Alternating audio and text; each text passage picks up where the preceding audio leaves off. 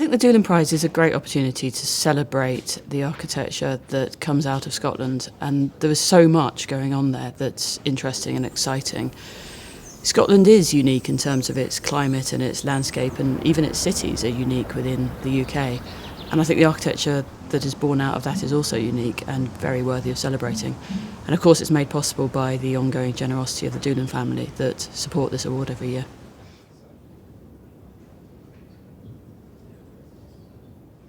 I thought the shortlist was fascinating because it was only 2 typologies, and yet the 2 buildings of each typology, so higher education and individual houses, could not have been further apart. For example, in the university projects, on one hand you had a project that was an extraordinary intervention into an existing campus that, although relatively modest in what was built, brought to life 3 existing buildings. And then by contrast, the other higher education project was a sort of standalone jewel, a project that celebrated the boundaries of acoustic engineering and fine materials. So it was very different in aspiration and realisation, but yet each were exceptional. Similarly, in the houses, we had on one hand a house that was very dramatic, large, almost a take on the Scottish baronial architecture that was completely unique to the client, that was about creating a house for multi-generational living, overlooking this fantastic loch.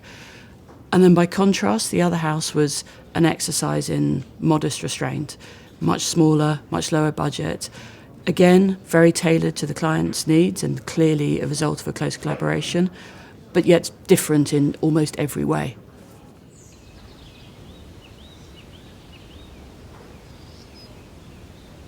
So the winner is Cuddymoss by Ann Nisbet Studio.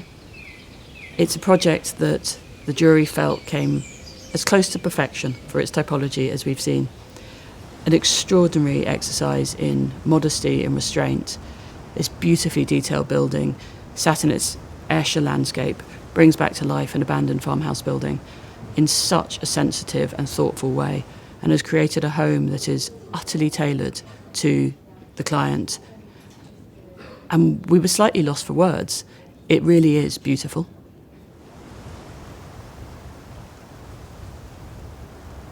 The building was a patchwork of modifications over a 200-year period, and what we found really interesting was it charted the history of the people who lived here and worked the land and survived in the land.